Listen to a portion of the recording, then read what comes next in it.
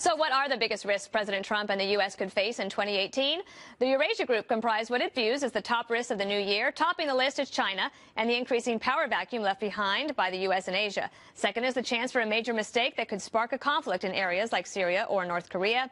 The list also includes U.S.-Iran relations, the rising threat of protectionism, as well as security in Africa. And joining me now is the founder and president of the Eurasia Group, Ian Bremmer. I'm glad to have you today. This is always my favorite thing of the new year, is to get your take on what the top geopolitical risks are. That says horrible things about you, Dana, but that's okay. I know, I'm a big nerd. I'm a big nerd. Yeah. Top of your list is China, but could we start with U.S. and Iran? Sure. What's going right, and what do you think is of concern? Well, I'm not as worried about these demonstrations. They're comparatively small, thousands as opposed to millions in the streets in 2009. They're not mostly in the capital of Tehran, so they're not as threatening to the regime. And the ability of the Iranian government to go after a leaderless revolt is pretty high.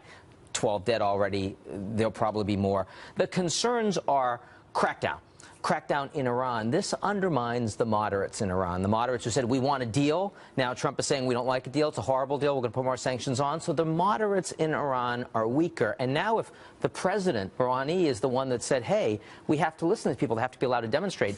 If it gets worse, then the hardliners will use that to not only crack down hard against the demonstrators, but also to go after the Iranian president. So on the U.S. side, you have Ambassador Nikki Haley, who we've just heard. You have Trump, who's tweeting, all of them talking about the fact that this Iranian regime kind of has to go, right? And that's... And trying to encourage the people who want freedom. Right. But are you saying that there is a danger in that it could there's a backlash that could happen to the people who are there protesting? Well, of course, and we've seen that in Venezuela, we've seen it in Syria. I mean, the Americans can talk, but we're not going to exactly intervene. So, I mean, given that, is there more that we can do when it comes to? Nikki Haley said there's no unilateral action to be taken. However, just knowing what we know, is there an ability for the United States to help pressure to allow for internet access so that these protesters can communicate freely? Well, in fact, there were efforts by the U.S. government working with some of the tech firms in Silicon Valley under previous administrations to open up and allow them to skirt sanctions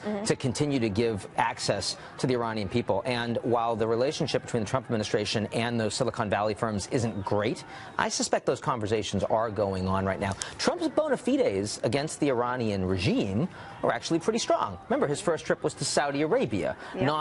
He's opposed the Iran deal. He's strongly gone after their support for Hezbollah, for terrorism, and the rest. He's not very good at supporting human rights. I mean, he likes strong men, Philippines, Russia, that sort of thing. But certainly on this issue, he's credible. Why does China top your list as the #1 risk? Well, number one, they're bigger than they used to be. Number two, they're led by the strongest leader they've had since Mao. And number three, because Trump's America First policy creates opportunities for them to take a greater leadership role. I mean, by far the most important speech on the global stage that has been given since the end of the Soviet Union was 2 months ago when Xi Jinping closed the 19th Party Congress and said, we, China, are ready to become a global superpower. We're prepared to take leadership on a global stage. And he wouldn't have done that if it wasn't for Trump. And one of those things would be number 3, which is the global tech Cold War. Right.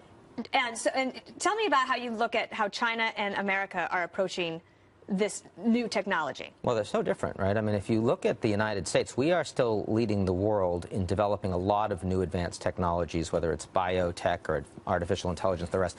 But it's not our government, of course. It's the companies, and we like it that way. We're a free market economy. In China, the Chinese government is doing everything it can to support more education in AI, to support pushing money into that sector, and it's the state and the companies working together. It's not clear right now who's going to win that. Right. It's an interesting experiment. You do talk about the erosion of institutions as a problem.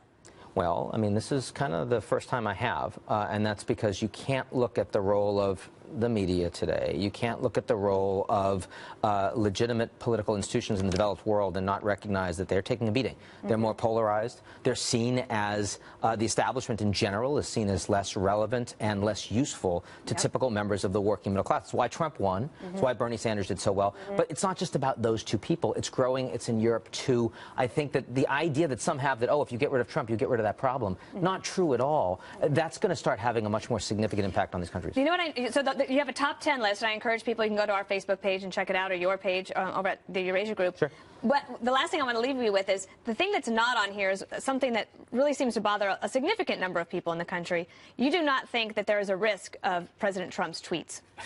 Well, like, not a problem. No, because I only wrote about the risks that I thought mattered. And Trump's tweets are entertaining.